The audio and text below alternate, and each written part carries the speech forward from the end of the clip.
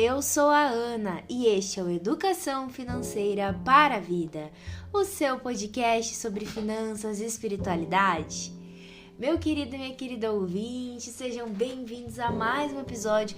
Eu espero que vocês estejam se cuidando, que estejam bem, que estejam muito felizes. De antemão, eu já quero pedir desculpas hoje, que a minha voz não está das melhores. Eu estou me recuperando aqui de uma alergia na minha garganta. Então, vocês me perdoem aí se às vezes a minha voz ficar um pouco enroscada, mas o importante é que a gente vai trazer um tema legal demais para vocês. E para bater esse papo comigo, é óbvio que eu vou chamar o membro permanente mais amado do Brasil e do mundo todo, Augusto Martins. Olá, Ana Carolina! Muito obrigado por essa acolhida. Com voz rouca ou com voz brilhante, você é sempre maravilhosa. Obrigada. Inclusive, parabéns, né? Foi o seu aniversário dia 23 de abril. Obrigada, querido. Muito obrigada mesmo. Aqui foi quebrando os protocolos. A vocês que nos escutam, eu digo e repito, nossos queridos e queridas ouvintes, bom dia, boa tarde, boa noite ou boa madrugada. Não importa onde você está.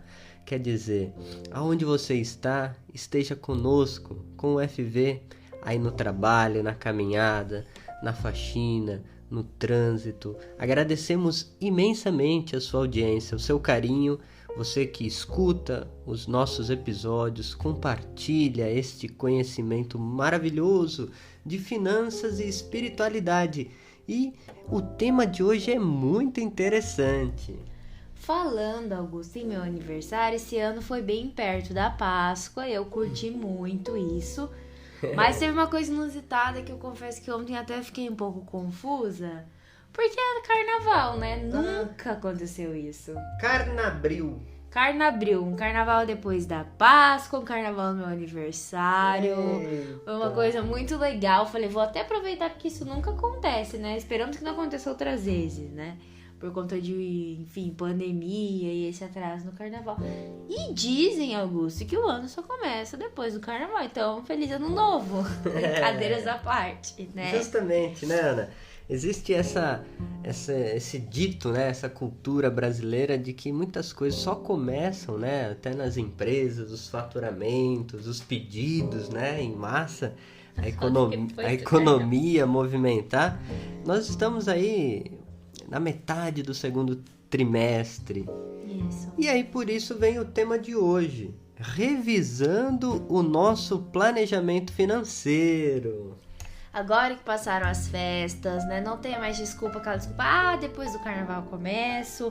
Aí tem gente que fala, depois da Páscoa. Não, gente. Para você que ainda não começou seu planejamento, pega essas dicas para começar. E você que já aproveitou lá os nossos episódios do início do ano, começou 2022 aí organizando a sua vida financeira, chegou o momento da gente parar um pouquinho, né?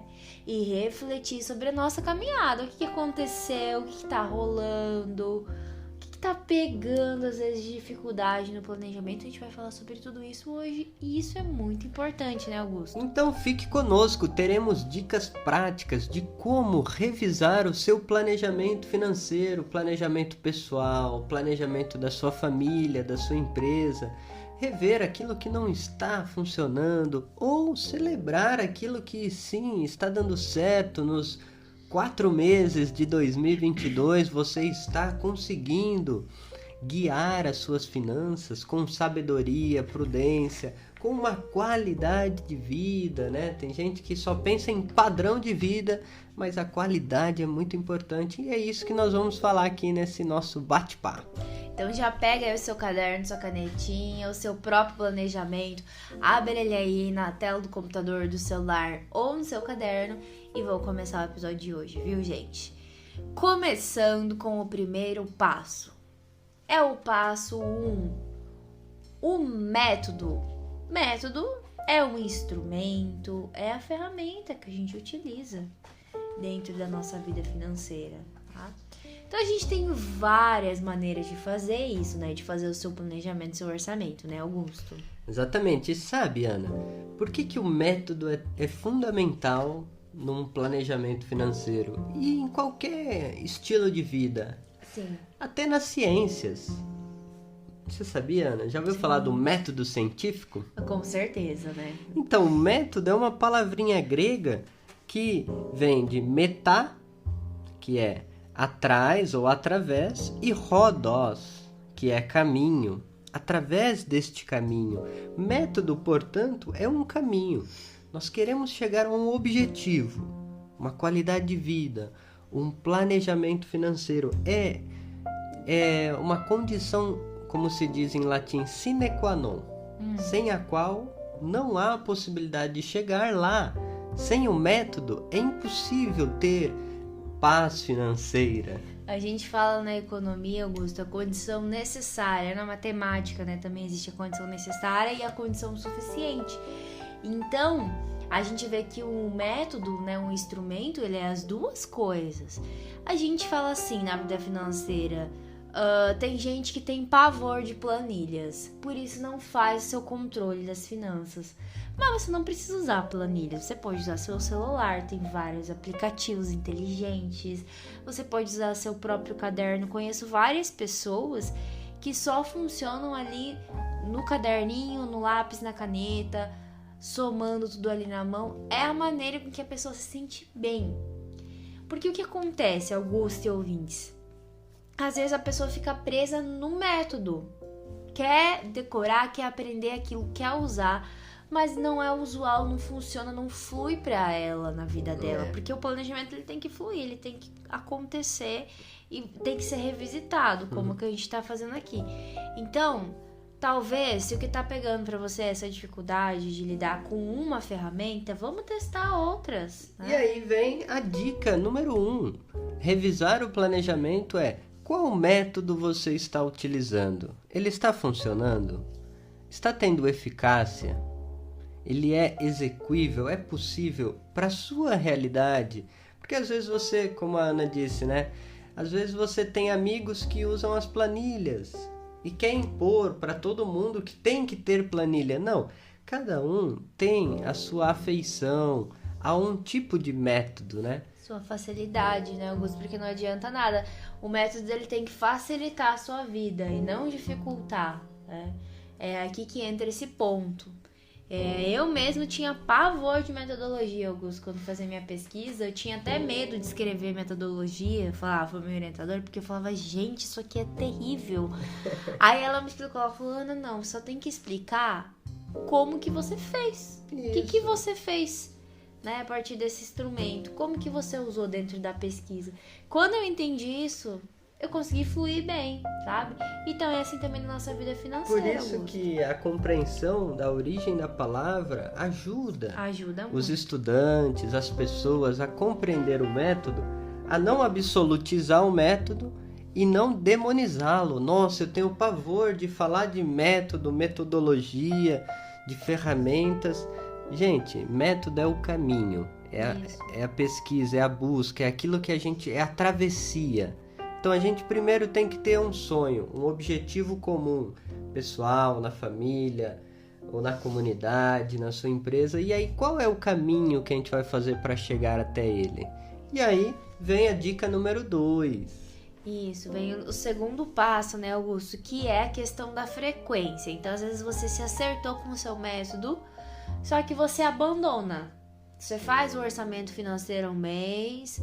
No outro mês você abandona ele, no terceiro mês você fala, eu faço na minha cabeça mesmo. E aí, mesmo que aquilo funcione muito bem, você acaba por N motivos ou N fatores não realizando na frequência. E qual que é a frequência ideal? Não existe também uma absolutização disso, né? Eu sempre falo que para os meus clientes, o importante é a gente conseguir criar um hábito. E esse hábito vai vir através de uma disciplina, que é a gente fazer uma coisa. Disciplina nada mais é do que você fazer algo que você não quer. Porque você sabe que aquilo é necessário, certo? Nem sempre você vai acordar feliz, maravilhoso. Vou fazer meu planejamento, vou ir na academia hoje. Mas eu sei que eu preciso, né? Ou vou me alimentar bem, eu sei que eu preciso, eu vou fazer. Isso é disciplina. E aí não existe uma coisa, como eu falei, uma regra geral. O que eu falo é isso, criar hábitos, porque o hábito também não pode ser uma coisa pilhada. Eu vou todo dia olhar meu planejamento, meus investimentos também valem para isso. Por quê? Senão se torna uma coisa não saudável. E educação financeira é um processo para você ter uma qualidade de vida, um bem-estar financeiro, como a gente já falou. Inclusive, volte aí alguns episódios e escute os episódios sobre bem-estar financeiro. Então a questão é, com qual regularidade você tem feito o seu orçamento pessoal ou familiar? Então, olhando a realidade, o caminho que a gente está percorrendo, com qual regularidade eu tenho feito o meu hábito, a minha disciplina de rever as minhas finanças? Revisar o planejamento financeiro é isso. Não basta uma vez, né, na vida tomar banho. Sim, tem que ser todos os dias. Escovar os dentes. Comer. Comer. Ou seja, a disciplina, o hábito, na filosofia, né, eu lembro que um professor falava, é a segunda natureza. É aquilo que a gente vai repetindo um comportamento e aí ele acaba virando uma segunda natureza, assim como respirar. Sim. Então, as questões instintivas, aquilo que a gente faz sem pensar, o hábito vai se tornando uma disciplina. A gente vai educando o nosso próprio corpo, sentimentos. E aí, a regularidade é fundamental. Então, se você acha que é legal você separar um dia no mês, ou no começo, ou no final do mês, que é uma coisa que é mais usual, as pessoas fazem isso em sua maioria, né? Tirar 1-2 horas para sentar, olhar o que aconteceu naquele mês, projetar o mês seguinte. Isso é fazer o orçamento, gente. Ó, mês que vem eu olho lá se eu já faço meu planejamento, quais as despesas extras, sazonais que eu vou ter, sabe? Todo esse tipo de situação é muito importante. Então, tire um dia, um horário, mas é para sentar, olhar, conversar com as pessoas da família. Então, olha, gente, a gente tá trabalhando para isso, estamos economizando naquilo, parabéns, que legal, a gente tá quase conseguindo alcançar o nosso objetivo aqui, nosso sonho, vamos seguir. Ou olha, gente, a gente deu aí uma escorregada nesse sentido, vamos voltar a melhorar, porque é natural, a gente é ser humano e ninguém vai ser perfeito maravilhosamente, vai seguir rigorosamente sempre isso. Mas isso aqui é um norte, é uma bússola, por isso que ele tem que ser consultado. Então, uma vez por mês, no mínimo, né, gente? A tá ali olhando. Se pra você é legal por quinzena, também é legal. Uma vez a cada 15 dias, uma vez no meio do mês, outra vez no final. Isso vai depender também da renda da pessoa, né? Quando que a pessoa, né, no caso você ouvinte, recebe, se você tem um salário fixo, se é variável, tudo isso também influencia. E pode ser que alguns dos nossos ouvintes trabalhem essas questões financeiras nas comunidades. De quando em quanto tempo é bom reunir os membros de uma comunidade para conversar sobre as finanças? Sim. Então é a cada 3 meses, é bimestral, ou até a sua própria empresa.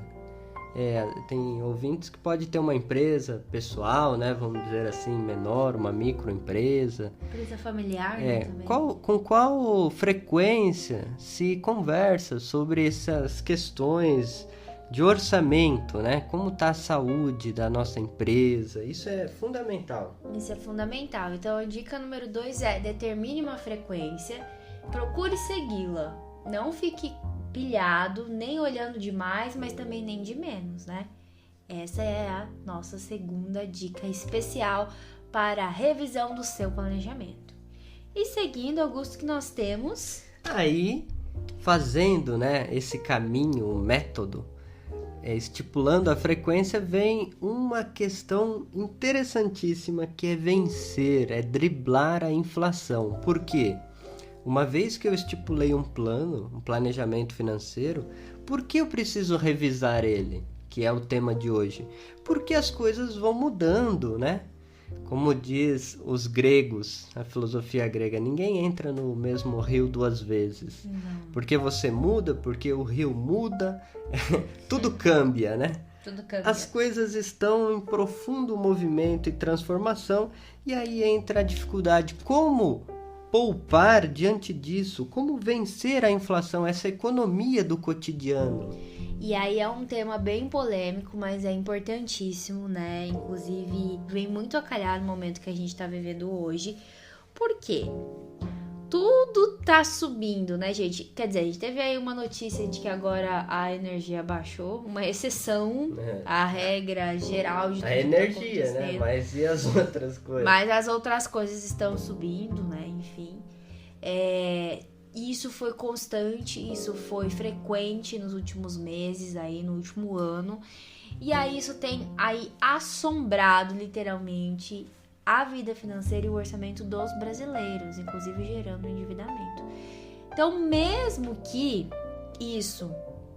essa inflação talvez pegue um pouco menos para você, talvez a sua cesta de consumo ela seja aí menos afetada pela inflação, apesar de ser muito difícil hoje em dia, não deixa de ser importante você revisitar o seu planejamento. Porque, às vezes, Augusto, a pessoa pode estar frustrada, se encontrar nesse momento do ano, triste, frustrada, porque ela tá se esforçando, ela tá fazendo orçamento frequentemente, bonitinho, mas ela não tá dando conta. Ela fala, eu faço o que a Ana e o Augusto me falam, mas, gente, o que tá acontecendo? A inflação, né? Então, esse ponto é para vocês fazerem um planejamento e verem o que subiu. Então, quantos por cento, por exemplo, a alimentação impactou de aumento nas suas despesas, a habitação, o que você tá tendo que cortar. Tudo isso é importante, porque nesse momento que você olha que talvez você não tá conseguindo evoluir tanto quanto você queria, que você entenda que tem as coisas que a gente pode controlar e tem as coisas que não. Então a vida financeira, o planejamento é para isso, gente, é para ajudar a gente a organizar o que a gente pode controlar, nossas finanças, nossa vida. 2, tentar superar os fatores externos, porque veja, Augusto, se não existissem fatores externos, se a economia não fosse cíclica, como você falou, se as coisas não mudassem o tempo todo, não faria sentido a gente nem ter, por exemplo, reserva de emergência. Por quê? Reserva de emergência, por exemplo, é um instrumento financeiro, uma segurança que existe para quando acontece um imprevisto. Enfim, então entender que existe uma inflação pessoal e uma inflação estrutural. Então, como que dentro da nossa família a gente vai se organizar para tentar, no que é possível, viver melhor apesar da inflação? Para que ela não seja mais uma geradora de dívidas nas famílias, porque as famílias têm se endividado por contas básicas. E o planejamento financeiro aqui ele é essencial, porque ele pode justamente dar esse alívio, mostrar o que a família pode fazer diante dessa situação. E aí entra nessa temática, naquilo que eu falei da qualidade de vida e o padrão de vida. Muitas pessoas estão assim como que correndo atrás das coisas, né? Num momento de grande sacrifício, de que está esgotado. Porque muitas vezes adquiriu padrões de vida altíssimos e não estão dando conta.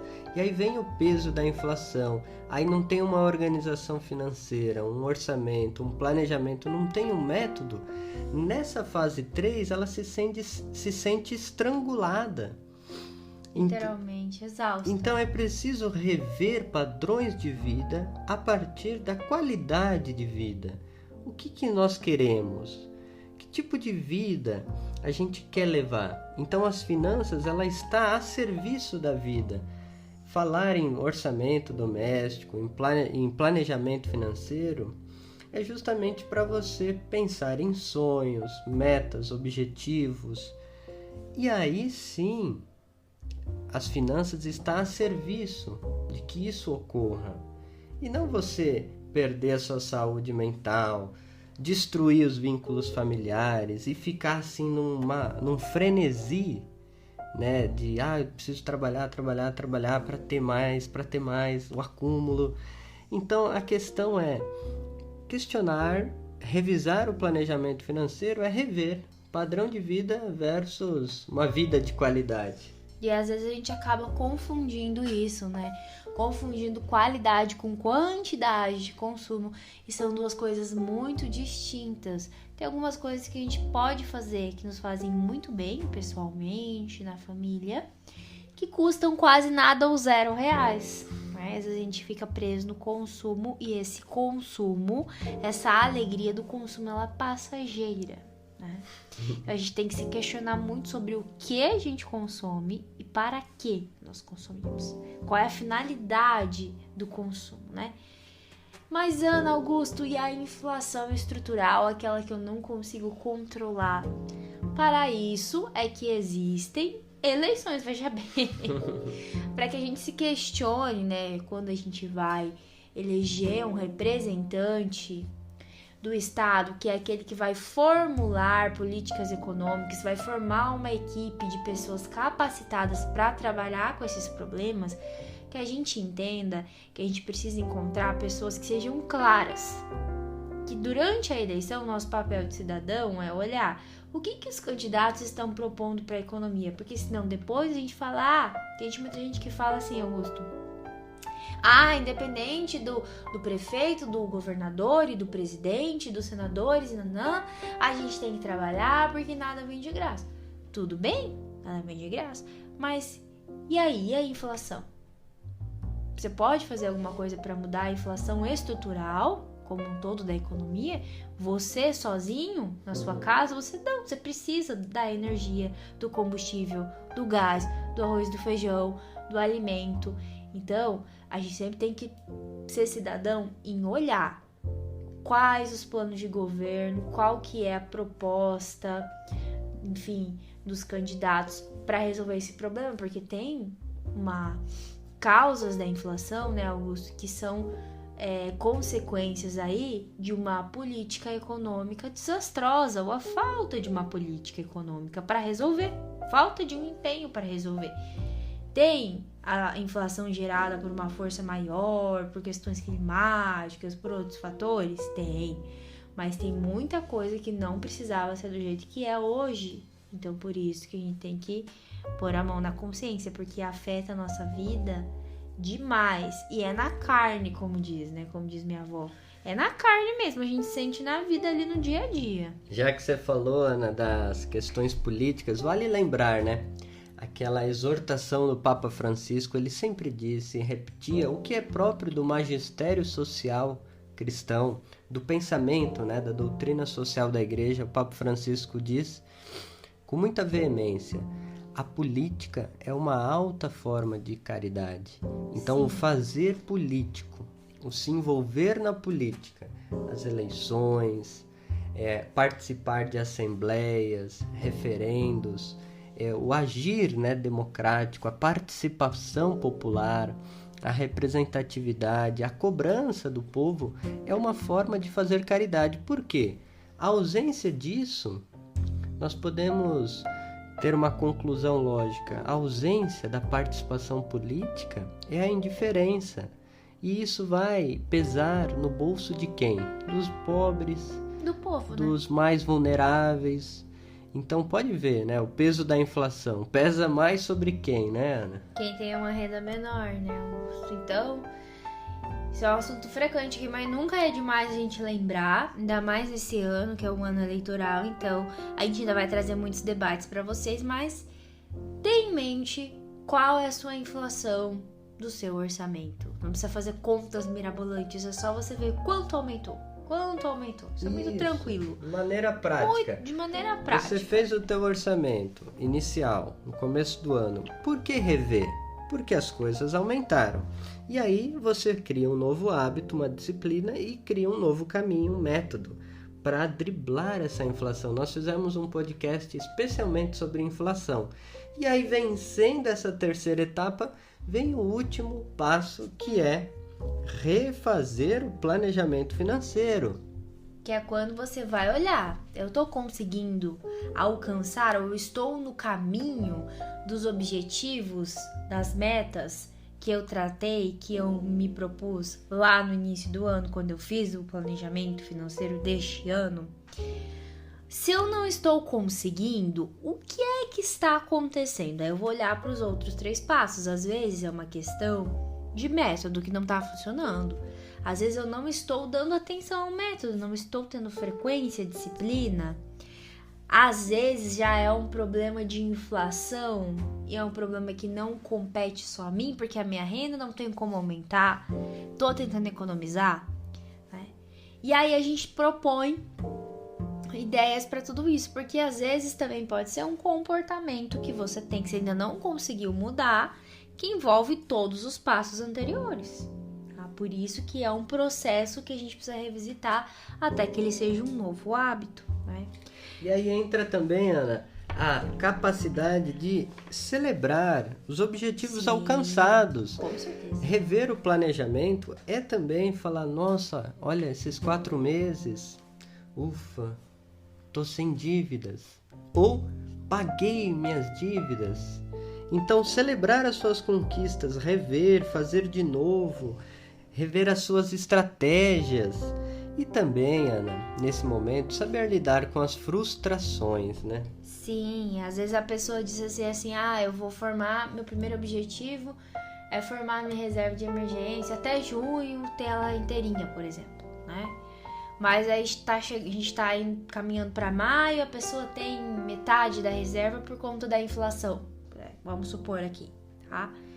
Comemore mesmo assim, não se deixe frustrar, entenda o porquê. Celebre o fato de você já ter metade, diante de, por exemplo, tantos problemas econômicos e financeiros que a população está passando. Então, celebrar. E outra coisa, Ana, Augusto, não vou conseguir fazer esses objetivos que eu me propus no início do ano, porque está sendo um ano complicado, muita instabilidade, muita inflação. O que eu posso fazer? Vou desistir dos meus objetivos? Não. Talvez eu vou aumentar o prazo, porque eu tô conseguindo poupar um pouco menos, né? Então, dar um passo atrás, entender o que está acontecendo. Mas é importante que você veja, eu tô conseguindo poupar para os meus objetivos, para os meus sonhos? O que eu tô fazendo para alcançá-los? Porque lembrando, objetivos e metas não são feitos só de questões financeiras. Às vezes você tá avançando em uma outra parte, né? Tem isso também. Às vezes a gente fica muito preso na parte financeira do planejamento, não olha para o todo, porque é uma coisa interligada com a nossa vida. Então, às vezes você tem que dar esse passo atrás, olhar o porquê que não tá acontecendo e tentar se culpar o mínimo possível. Porque às vezes você fala assim, Ana, não é a inflação, é eu mesmo que não tô conseguindo me controlar. O que tá te levando a consumir, então, o que você tinha proposto a poupar? É um hábito que você criou de sair, é um hábito que você criou de consumir, comprar uma coisa específica, para às vezes suprir uma outra coisa que você tem, porque tem isso, as pessoas às vezes veem uma situação difícil, inflação, e falam, eu vou comprar isso mesmo, porque eu já trabalho muito, e aí você acaba negligenciando os seus sonhos, os seus projetos. E se é possível poupar um pouquinho, o mínimo do que você tinha estabelecido, poupe, comemore mesmo assim, porque tudo é muito importante e tudo é uma evolução dentro da nossa vida financeira, né, Augusto? E o dinheiro a gente sabe que é muito fácil gastar, então se você conseguiu poupar ali seu pouquinho para o seu objetivo, celebre, comemore, reveja seu planejamento. E aí você vai poder entender o que você pode melhorar e o que você pode estender aí dentro da sua conjuntura. E aí, Augusto, o que temos de espiritualidade depois dessas dicas preciosas, desses 4 passos para os nossos ouvintes? A espiritualidade vem dar o bônus agora, a surpresa final. Bem, Ana, revisitar o planejamento financeiro me fez lembrar da palavra perfazer, perfeição, perfatere em latim. E aí, no dia do seu aniversário, a Igreja Católica comemorou o Beato Frei Egídio de Assis, dia 23 de abril. Ele foi o 3º companheiro. Que legal, achei que você ia falar São Jorge. Ele foi o 3º companheiro de São Francisco, olha só que interessante. E ele queria muito servir a Deus. Ele tinha 18 anos e viu ali São Francisco já já estava reconstruindo as igrejinhas com seus companheiros Bernardo e Pedro, e ele chegou junto ali a Francisco e falou: eu também quero servir a Deus como vocês. Ele era um camponês, um agricultor, um homem muito simples. E aí São Francisco disse para ele: o Senhor te quer um cavaleiro e bom irmão. Francisco chamava ele de cavaleiro da tábua redonda, justamente porque ele era um homem simples, camponês, sábio. E é muito curioso a história dele, porque muitos cardeais, muitos papas, padres, reis, até o rei da França, Luís IX, iam lá para se aconselhar com ele. Ele tinha palavras de sabedoria, esse homem de uma simplicidade, de uma sabedoria e humildade profunda. Ele acompanhou São Francisco nas missões, foi até Terra Santa, se frustrou porque não conseguiu converter os sarracenos, né? Estava em Roma quando o Papa Inocêncio III aprovou a regra de São Francisco em 1209. Que legal. E o que nós temos a destacar deste homem? Provavelmente Frei Leão, também companheiro de São Francisco, escreveu a vida de Frei Egídio, homem santíssimo e contemplativo. São as legendas, são os ditos de Frei Egídio. E aí tem um que nos ilumina como refazer o planejamento financeiro. Por que refazer? E aí vem a ideia de perfeição. A gente, na nossa cultura, tem a ideia de um plano perfeito, aquele infalível, aquele que nunca dá errado. A perfeição como algo, vamos dizer assim, no linguajar, entre aspas, imaculado, sem manchas. Estático. A perfeição como algo estático. E o Egídio de Assis, esse homem sábio, que era muito admirado por São Francisco, uma vez foi procurado por um noviço, perguntando a ele o que é ser perfeito. Porque nas Sagradas Escrituras, Jesus pede, né, aos seus discípulos: sede perfeito como vosso Pai é perfeito. E aí o Frei Egídio, explicando para aquele noviço a perfeição, ele disse assim: imagina um cais, onde tem vários navios. Sim. Tá vendo aquele navio com a vela limpinha, com o verniz cristalino, não caiu nem um arranhãozinho? Aquele não é o barco perfeito, não é o navio perfeito. O noviço, sem entender nada, falou: como assim, Frei Egídio? Ele tá vendo aquele outro navio com as velas rasgadas, com um machucado no casco, cascado. Ele tá todo machucado, tá arranhado. Ele ousou atravessar grandes mares levando uma carga preciosa. Aquele é o barco perfeito, ele perfez, perfacere, de fazer de novo o caminho, sempre nessa dinâmica de nunca achar que tá ganho, nunca se colocar de maneira estática diante da vida, e sempre dinâmico. E ele explicando que assim é Deus. Deus está sempre de novo na dinâmica criativa de amar o ser humano, né? De tocar o nosso coração para que a gente assim ame uns aos outros. Então olha só que interessante. A espiritualidade franciscana, esse elemento de refazer o planejamento, de encarar que a vida é assim. Para ser perfeito, para ter um planejamento perfeito, é preciso revisitar, revisar, rever, fazer de novo. Sim, porque aí quando você vai, inclusive, alcançar todos os objetivos que você propôs, você não vai poder continuar com o mesmo planejamento, porque você alcançou o que você queria. O planejamento é isso, né, Augusto? É algo que você utiliza para ter uma vida legal, de qualidade, e alcançar o que você sonha. Então, se a gente não revisita, a gente não tá sonhando, porque aquilo tá paralisado. Ou a gente não tá avançando, porque às vezes as pessoas falam assim: ai, Ana, eu não tenho condições de sonhar agora porque eu tô endividada. Mas a grande realização daquela pessoa vai ser vencer essa situação. Isso é a meta dela, para que depois ela tenha novos sonhos que virem metas. Então, revisitar e esse ensinamento que você nos trouxe da espiritualidade franciscana sobre perfeição se encaixa perfeitamente no nosso episódio de hoje. Amei demais, Augusto. Exatamente. E assim é a vida, né? Nessa dinâmica criativa do amor, nunca alguém ama o outro assim de maneira estática. É sempre dinâmica, porque as pessoas mudam, as coisas mudam e a gente está sempre, de novo, num encantamento, na busca, no enamoramento. Então o Frei Egídio nos esclarece isso. Ser perfeito é estar sempre no discipulado de Jesus. E quem é discípulo nunca cansa de aprender do mestre. Então, para você que passou o carnaval, passou a Páscoa, vai entrar agora no mês de maio e está frustrado, lembre-se, sempre é possível recomeçar. Sempre, sempre.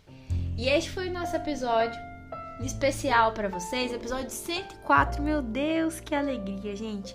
E o beijo especial de hoje vai para o Matheus Moreno, meu amigo do Augusto, nosso ouvinte fiel da FV, que está de aniversário hoje, segunda-feira, dia que lança esse episódio, né? Dia 25 de abril.